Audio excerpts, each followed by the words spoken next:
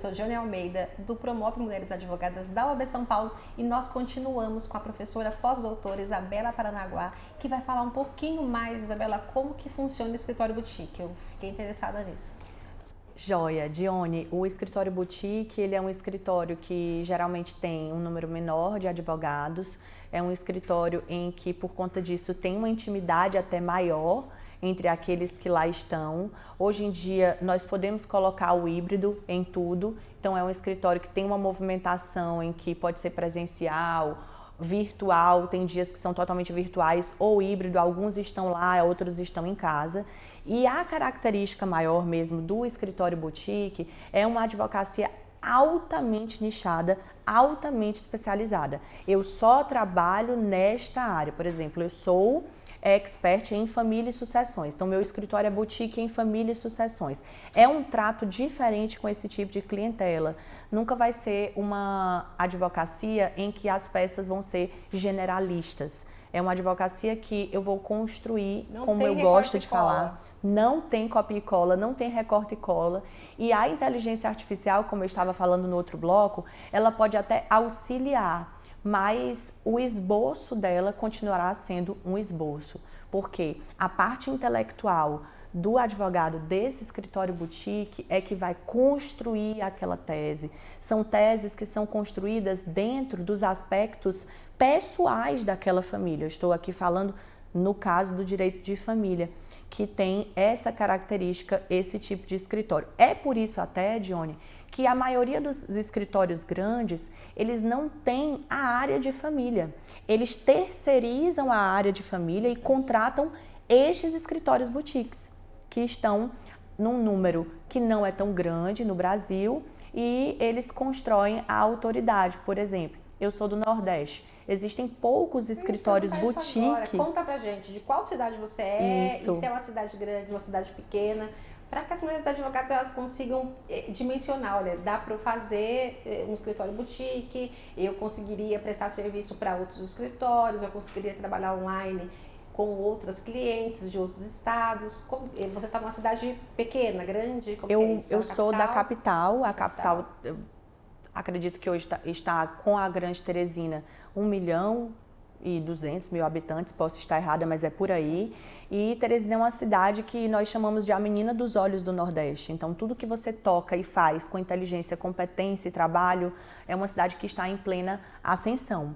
O nosso escritório é boutique, existem poucos escritórios boutiques de direito de família e sucessões no Nordeste. Então, realmente é extremamente nichado, mas você que quer ser uma autoridade e construir um escritório boutique no interior, como a gente estava falando do interior, Dione, existem diversas maneiras. Apenas você tem que começar, porque se você não começar, você não vai ser visto como. Tá. A colega advogada que construiu uma autoridade, ela consegue estar numa cidade pequena e prestar serviços para outros escritórios ou ter outros clientes de outros estados, de outras cidades. É isso? Exatamente. Eu vou dar aqui o exemplo de uma colega advogada, que ela é advogada em Parnaíba, que é a cidade do litoral piauiense, a Cléris, vou até falar o nome dela, porque ela é muito aguerrida e ela tem conseguido construir a autoridade dela na advocacia de família com os stories e com o Instagram dela. Ela, Isabela, eu amo a área de família, eu quero ficar conhecida nessa área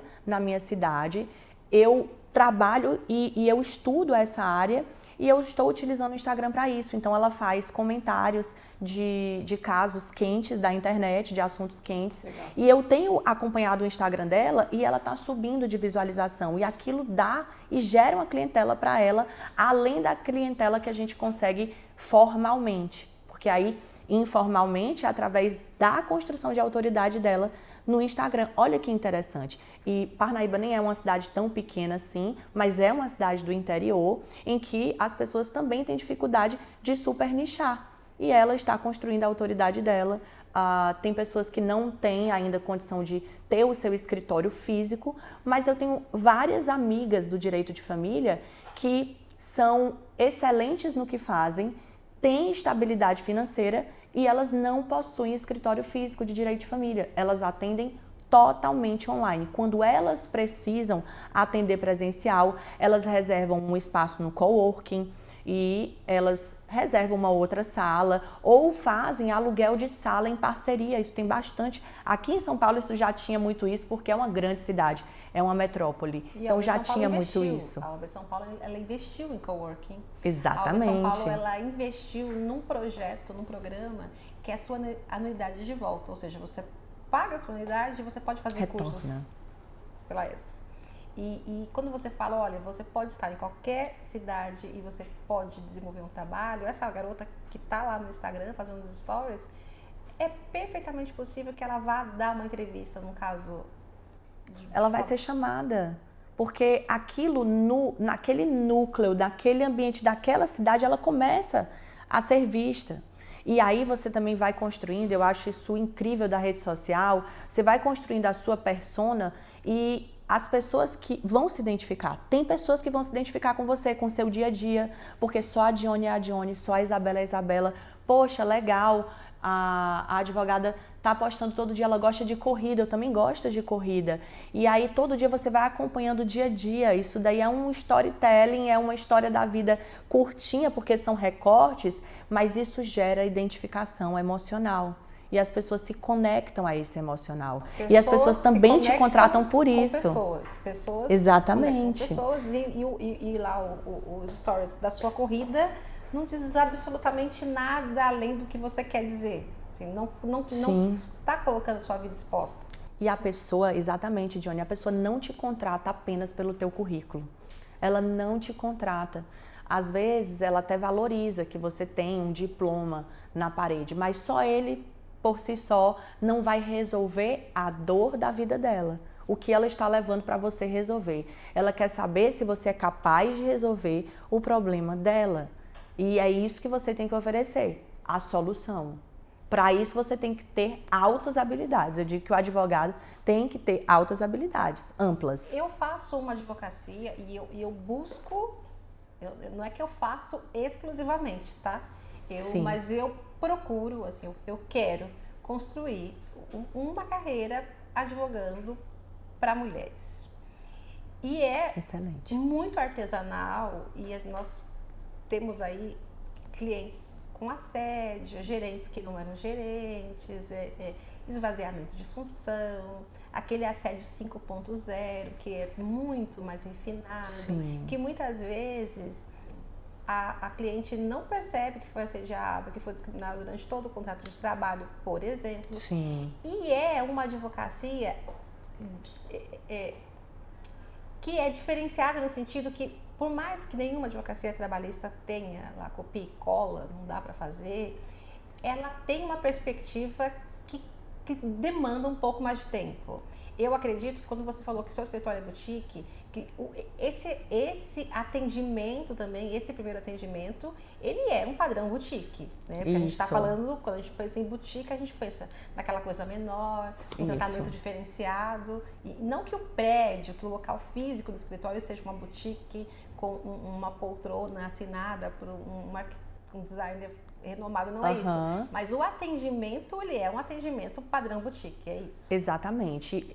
Você tocou em pontos sensíveis e importantes, Dione, porque nós precisamos lembrar que nós temos um número gigante de advogados e você que está assistindo, que está pensando, ela está falando em começar do zero na advocacia.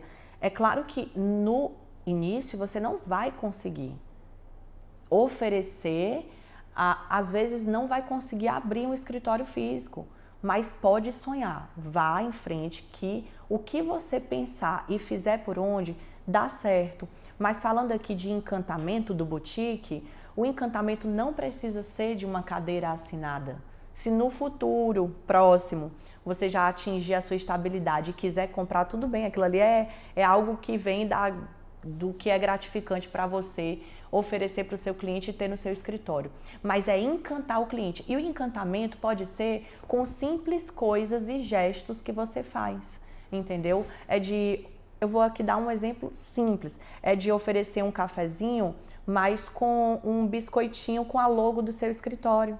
Que isso é permitido. É a experiência do cliente. E a gente não está falando aqui do que a gente aprendeu no curso de Direito, porque, de novo, isso também envolve marketing, envolve a forma como você vai se relacionar com o outro. E aqui é uma profissão de pessoas, para pessoas, com pessoas. Até quando nós advogamos sobre os bens, são os bens das pessoas. Então, a gente precisa encantar esse nosso cliente. E o encantamento é desde a contratação, a durante o contrato, e não pode esquecer o pós também, quando você consegue ali uma sentença procedente transitada em julgado e o seu cliente está extremamente satisfeito. Será que não seria interessante, principalmente se for um grande contrato, o seu primeiro grande contrato, primeiro retorno, oferecer enviar um vinho ou lembrar do aniversário, vinho eu falei porque eu gosto de vinho, mas enviar uma caixa de chocolates para aquele cliente que te trouxe mais clientes, porque o boca a boca ainda é o que dá bastante e mais resultado até do que um Google Ads da vida. O boca a boca numa cidade pequena, por exemplo, Johnny, boca a boca é tudo. E o boca a boca positivo, a pessoa falar bem, fulano de tal, vai nele que ele resolve. É só ele que resolve esse divórcio aí. Isabela, então as pessoas... Eu acho legal você contando, e no nosso primeiro bloco você falou sobre nós precisamos ganhar dinheiro. E o quão é gostoso aqueles primeiros honorários, aquele horário daquele processo. E você fala em boutique e a gente fala muito em experiência. Eu acho que para todas nós, mulheres advogadas, é muito emblemático o que nós fizemos com os nossos honorários naquele processo. Eu lembro perfeitamente que eu queria uma bolsa. Sim. De determinada marca. E receber aquele processo, ir até a loja,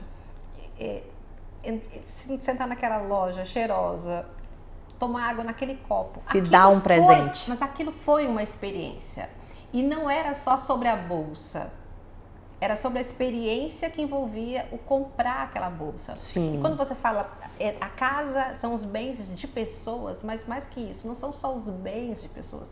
Naqueles bens representam muitas coisas. Representa o sonho de ter conseguido aquela casa que vai ter que ser dividida. Representa... uma história de toda uma vida. Uma história. Representa uma história. E você agora está na história como advogado. Olha a importância do seu papel ali. E a experiência também do escritório boutique é você, como advogada, ter essa sensibilidade de compreender que não é só sobre a casa, que não é só sobre a bolsa, é sobre aquilo que é a materialização de um sonho, de uma vida, de um adoecimento, porque muitas vezes aquelas pessoas, elas adquiriram aqueles bens com muito custo. Sim. Isso é bem psicológico. Isso é psicológico. Então nós temos que ter essa sensibilidade. E as pessoas contratam também no emocional. Aqui não é falando algo negativo, não. Existe algo de positivo em dizer que a contratação ela também é emocional. A gente está falando de identificação. Explica isso um pouco melhor. Identificação. Como que a mulher advogada ela precisa compreender isso para explorar isso também. Sim, isso é toda uma construção da sua autoridade na advocacia. É uma construção. Você não nasceu totalmente pronto para a advocacia. Até porque a faculdade não é de advocacia, a faculdade é de direito. A carteira da OAB em si, ela não vai te gerar ser advogado na prática. Eu estou falando da advocacia que realmente advoga. A advocacia militante, porque a gente sabe que também tem aqueles que pegam a carteira e vão escolher outras carreiras jurídicas. E ok, o bom é você escolher o que você quer e se sente bem. Isso é que é bom. Eu penso dessa forma. Eu não imagino, Johnny, estar num lugar... A minha profissão é o meu dia a dia, a sua também. A gente respira a nossa profissão. Ela se mistura com a nossa vida pessoal até. Então, assim, você fazer o que você não ama deve ser muito chato. Deve ser muito ruim. Eu estimulo que você busque o que você realmente tenha prazer.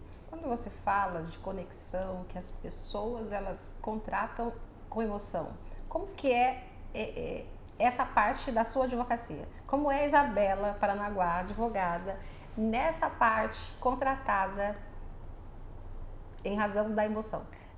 Aqui na área de família, a emoção ela está em todos os lugares, em todas as partes, em todos os momentos dessa contratação.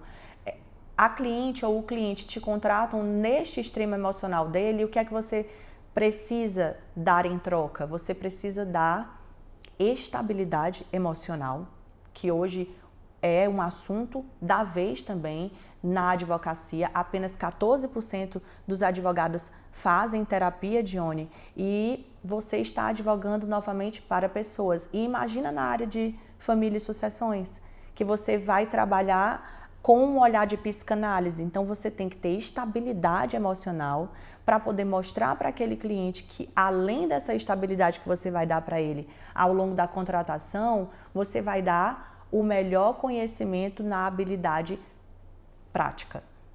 É resolver o processo. Ele quer que você resolva o processo dele. Ela quer que você ajude na questão da violência que ela está sofrendo dentro de casa. Ela quer e ela confia em você. Por isso que quando eu digo que é emocional, é porque essa cliente te contrata porque ela criou uma identificação. Ela já sabe, por exemplo, eu vou te dar o exemplo ali do caso do Johnny Depp. Já fui lá para os Estados Unidos. Mas eu não sei se vocês lembram, mas o caso do Johnny Depp, ele contratou estrategicamente uma advogada feminista para o caso dele. Porque ele estava sendo acusado de ser um homem machista, um homem violento, um homem agressor. E ele estrategicamente procurou contratar uma advogada feminista que conhece os direitos da mulher, mesmo defendendo um homem. Então isso é uma contratação estratégica e que tem um emocional também ali, no fundo. Tá, agora eu acho que talvez eu vá para um pouquinho um lado diferente e eu acho que as pessoas já pensam, tá, mas eu sou uma advogada feminista e eu não posso advogar para homens, isso faz sentido? Olha só, que interessante essa pergunta. Eu sou uma advogada feminista, eu Meu posso, escritório né? boutique Meu escritório é boutique em advogar para mulheres. Eu posso advogar para homens? Aí que está, excelente colocação. Se você está se colocando como uma advogada para mulheres, você já nichou, você já mostrou para quem você quer advogar. Seria um contrassenso você começar a aceitar homens, porque você está se publicando como. É igual também, Dione, quando começou a lei da mediação. A lei da mediação, eu lembro muito do Rodrigo da Cunha Pereira falando, presidente do IBDFAN Nacional, o Rodrigo dizendo assim, eu estou vendo um monte de gente dizendo que é advogado e mediador, que é advogado e mediador judicial. Mas a gente precisa lembrar que a lei da mediação diz que se você não conseguir sucesso na mediação, você não pode advogar naquele processo. E eu estarei perdendo o meu nicho e essa cliente da advocacia. Então eu sou mesmo advogado, eu sou mesmo advogada. E eu concordo com ele na maneira como eu, Isabela, quero me apresentar para o mundo profissionalmente. Eu utilizo técnicas da mediação. Olha como é. Eu utilizo técnicas da mediação, técnicas de advocacia colaborativa, práticas colaborativas, e existem vários métodos adequados de resolução do conflito. E eu sou, na verdade, tudo isso, eu sou advogada. E eu tenho essas habilidades do que eu construí na minha carreira. Que faz com que a sua advocacia seja diferenciada. Eu, Isabela, escolhi não fazer mediação, porque eu sou ciente de que a lei da mediação informa que se eu não tiver sucesso, eu não vou conseguir, não vou poder advogar no caso. E aí eu vou estar perdendo o meu nicho de mercado. Tá. A gente está falando do que é que a gente come, o advogado come dos honorários dele. As nossas mulheres advogadas já compreenderam que a professora, a advogada Isabela Paranaguá, é uma advogada que tem um escritório boutique, que já compreendeu que é importante ter uma estratégia, que é importante saber para onde vai. Isso. O que quer daqui a 1 ano, 2 anos, que planeja uma carreira, que tem um escritório boutique, e isso tem que ser demonstrado para as clientes e para os clientes em forma de experiência, desde o primeiro atendimento. Isabela, eu já fui contratada por uma cliente após uma audiência na qual ela era a testemunha da minha cliente. Olha, a minha testemunha me contratou e era uma reclamação trabalhista, assédio durante todo o contrato de trabalho, várias violências de gênero, e a minha testemunha ela trabalhava com essa moça num outro cargo, mas que ela tinha ali uma relação de consumo para resolver com uma imobiliária e com outra empresa, em razão de um processo, de um contrato que ela queria rescindir e que não conseguia rescindir, mas que na verdade esse contrato não era o contrato, era o contrato de um imóvel que ela locou para morar com um namorado. Esse namoro acabou e ela queria se ver livre desse contrato e não conseguia, esse rapaz continuava morando no imóvel. O interessante é que você fala em emoções e muito embora seja um processo, um trabalhista e o outro consumerista, ali tinha uma dor muito parecida, a dor de uma mulher sofrendo uma violência. Sim. Né? Tinha um fundo, tinha perspectiva. Tinha um fundo de gênero. Quando você fala que você tem um escritório boutique, e eu volto lá a história da bolsa, do copo, do vinho, do biscoitinho, é uma experiência que é muito além disso. Até porque as mulheres advogadas, elas não podem pensar, mas então eu preciso de um escritório físico para oferecer um serviço de escritório boutique. Não é isso. O escritório boutique, ele é boutique, ele é diferenciado durante todo o processo. Sim. Então, essa advogada, essa cliente que já indicou aí para você uma amiga ou você prospectou pela internet ou te viu palestrando, porque palestras, publicações também trazem clientes. Também. Essa pessoa, o que ela vai encontrar? Para ela identificar, nossa, eu estou num escritório diferenciado. E talvez essa cliente não saiba nem o que é. O nome é escritório boutique. Mas ela vai, independentemente dela ter conhecimento deste rótulo, ela vai chegar no seu escritório, ela vai ser atendida por você online, vai chegar pelo Instagram, que seja. Mas ela vai desde o comecinho saber, olha, eu estou tendo um tratamento diferenciado. Porque boutique vem disso, né? De ser isso, Dione, verdade. O que ela vai encontrar no seu atendimento? Vamos lá, vamos pensar num online. O que eu, Dione Almeida, uma cliente, uma possível cliente indicada por uma colega, vou encontrar no seu atendimento, que é diferenciado e que isso me faz me reconhecer como uma cliente especial e merecedora também de um tratamento diferenciado da minha advogada.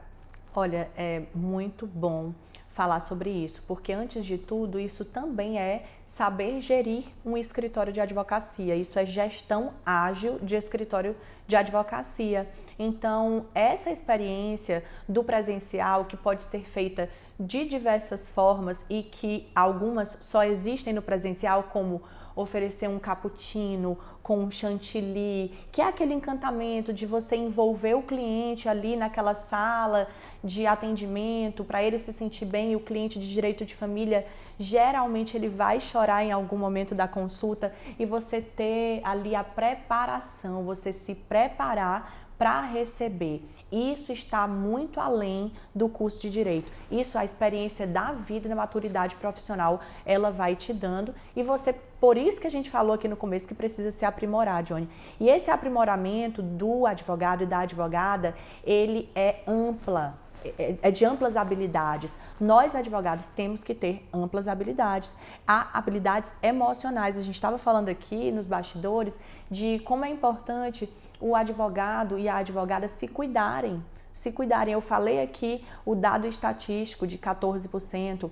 A gente pode entrar além destes 14% dos que apenas 14% fazem terapia, mas olhar para si, como é que está o seu bem-estar físico. Isso é muito importante, porque além de ser importante para a sua vida pessoal, é o que você passa para o público. E aqui não estou de forma alguma recriminando advogados que não estão bem na sua forma física, por exemplo, mas estimulando, na verdade, que você busque melhorar essa vida saudável para que você tenha longevidade. E eu sinto que o pós-pandemia, ele tem trazido essa preocupação maior para a nossa profissão também, de se cuidar, de conseguir reservar um tempo para isso. E a gente vem para o escritório boutique falar agora do online. Que experiência, de que forma eu consigo oferecer uma experiência online que seja tão boa quanto a presencial? Como eu te falei, tenho colegas que só têm o escritório online. Então, eu busquei estudar de que maneira esse encantamento ao cliente online pudesse também gerar bons resultados. E aí vem novamente o amadurecimento, a inteligência que você vai ter para criar estes momentos no online. Eu vou estar mais privada a uma sala, a um vídeo. Exemplo, como que você vai se conectar ao seu cliente do online se você não está olhando para ele? Aqui eu estou no estúdio aqui da OAB São Paulo, convidada por essa grande amiga que eu sou fã do trabalho dela, e eu estava dizendo para ela no almoço: Dione, eu te contrataria. A gente está falando de contratação. Por quê? Porque eu me conecto a Dione, porque eu já escrevi com a Dione, porque se eu passar por algum problema que não desejo, mas que tem um aspecto de gênero, Dione, sem dúvidas eu te contrataria para ser a minha advogada, porque eu acredito na sua atuação profissional. E é isso que a gente está falando. E como que você vai se conectar a esse cliente online? Eu estou olhando para você, mas eu não sei quem está me assistindo. Eu imagino que seja um público majoritariamente de advogados, e aqui nós estamos falando sobre precificação, sobre posicionamento, sobre tantas habilidades que o advogado tem que ter. Mas se eu passasse essa entrevista inteira olhando apenas para a Dione, eu não estaria me conectando a você que está me assistindo. E assim é na consulta online. Você está fazendo, por exemplo, a consulta no seu celular. Você tem que olhar para aquela bolinha lá de cima, porque é ali que está o olho do cliente do outro lado. Tem que ter essa emoção, senão cria um distanciamento. E aí ele não vai gostar da experiência online, de fato. Começa daí. Não entrar atrasada, enviar o link antes, testar o som. Isso. Testar o som, em algum momento ali da consulta, perguntar se a pessoa está... Eu falo porque é do direito de família. Sentir se a pessoa está se sentindo bem. Eu também. Saber em que momento parar a parte jurídica. Tem primeiras consultas, Dione, que eu sequer toco na questão jurídica, porque eu percebo que aquela cliente ela está precisando de abraço. E esse abraço é possível você dar online, é possível com um encantamento no bom sentido da palavra. E na maioria das vezes o que eu tenho percebido é que a primeira consulta ela tem sido muito mais emocional do que uma consulta totalmente jurídica. Mas isso também é ser advogado. Isso também é ser advogado. É saber sentir, tem que ter sensibilidade. E para peneirar também, né? Você precisa de um máximo de informação para você ver o que é relevante, o que é aquilo que parece... Eu já fiz, no começo da minha carreira, eu fiz um divórcio. E tinha ali na partilha, eles tinham muitas coisas. Parecia que eles eram acumuladores de tantas coisas que eles tinham. Mas eles encrencavam numa coleção de pedras. Sim. E nós tínhamos que colocar o valor daquilo, né? Quem que ficaria com aquela bendita coleção de pedras? E eu lembro que o juiz tem uma sensibilidade e ele falou bem assim, essa coleção de pedras... Aí eu quase falei assim, olha, é o problema da gente não conseguir fazer isso consensual. Ele falou assim, é valor inestimável. A mulher lacrimejou os olhos e falou assim, é inestimável. Cada pedrinha foi comprada numa viagem. Olha só. Então é isso, a gente precisa ter essa sensibilidade. É um valor que para você pode não ser nada. Para ela era a história da vida dela. Por isso que ela fazia tanta questão de ficar com aquela coleção de pedras, e ele também. Eles só brigavam por isso. Por isso. E vai ter cliente que vai querer ir até o fim por causa do conjunto de panelas do casamento, e você tem que ter sensibilidade. E aqui falando de direito de família, já na parte jurídica, tem que ter o comprovante disso. Às vezes não tem porque se passou 13 anos daquele casamento, mas ela está ali querendo o conjunto de panelas de prata que ela ganhou da tia, da madrinha. É um valor inestimável. Você vai ter que ter toda uma habilidade, porque você também depende, quem julga é o juiz. Quem julga é o juiz, e você tem um Código de Processo Civil para trabalhar. Tá. Mas olha aqui que importante o papel do advogado. Recentemente eu estava numa tentativa de acordo, e a gente busca sempre o acordo, e tudo terminou no tampo da mesa de jantar. E a gente conseguiu praticamente tudo com a advocacia colaborativa. Meus parabéns para a advogada da parte contrária. E a minha cliente estava incomodada de não receber o tampo. E eu tive que perguntar com habilidade emocional o quão importante era um tampo de uma mesa dentro de todos os outros aspectos materiais e afetivos, guarda, pensão, convivência, que a gente já tinha conseguido. E aí que a gente vem, será se neste caso, diferente das pedras, esse tampo era tão importante assim ou era só uma vontade de continuar o litígio? E aí a gente fez o acordo. E a gente fez o acordo. O profissional tem que ter essa habilidade emocional. E uma outra coisa que nós falamos em gestão de escritório, nós estamos falando muito em, não adianta a experiência, a experiência é por onde esse cliente passar. Seja na plataforma, seja no link, que tem que chegar antes, o áudio que tem que estar bom, a advogada tem que estar preparada. E nós sabemos... O ambiente higienicamente... sem muitas referências atrás. Vai fazer uma parede, pega uma parede mais tranquila, né? De costas para a parede para não passar ninguém. Mas tem outras experiências também que não podem ser desastrosas, porque não adianta só você se preparar enquanto advogada e os seus colaboradores não estarem preparados.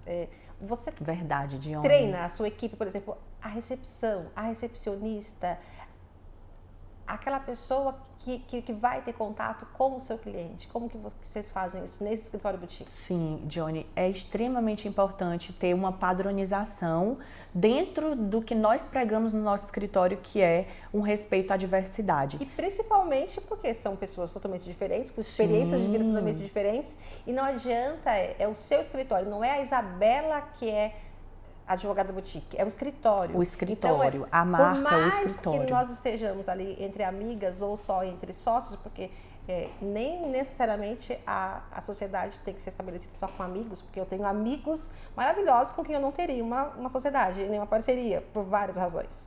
É importante que todos tenham esse mesmo padrão de atendimento. Sim, ali nós vamos estar recebendo uma mulher ou um homem extremamente abalados numa questão familiar, porque nós advogamos nesse boutique 90% nisso. Então, desde a atendente da primeira mesa, até a copeira, até o advogado que é controlador jurídico, que fica num momento mais operacional, a gerente jurídico, ela tem que ter, todos eles têm que ter um olhar humano e humanizador. E como isso é feito no seu escritório? Treinamentos, conversa, diálogo, escutativa. Lá no nosso escritório, a gente tem há alguns anos um evento interno que a gente chama de Positive Day Law, o Dia Positivo do Direito.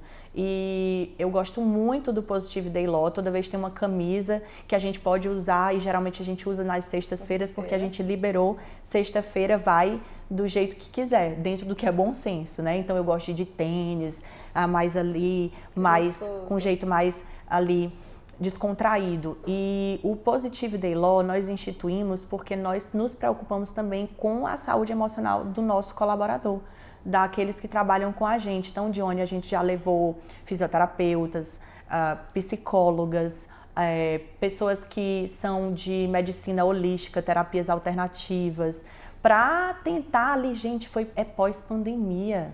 As pessoas não estavam 100%, nós não estamos até hoje 100%, nós estamos nos reinventando, nos reconstruindo. Todos nós perdemos alguém na pandemia, próximo ou parente de alguém ou algum amigo seu. Escritório de direito de família, eu tive vários clientes que morreram, infelizmente, que nós estávamos trabalhando com a ação de curatela, porque eles estavam ali na UTI com a ventilação mecânica, então ali na UTI já, e a cliente que era a esposa, tinha que fazer a curatela e nesse momento alguns faleceram.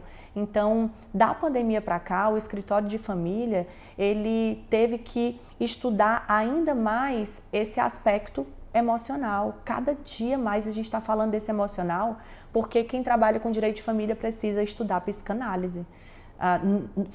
Está extremamente importante estudar psicanálise aqui no direito de família. Isso vai fazer um diferencial no atendimento de direito de família, você saber psicanálise. Perfeito. Nós já temos aí um comecinho de como nós vamos gerir esse escritório e falaremos mais sobre isso no próximo bloco. Obrigada, Bela.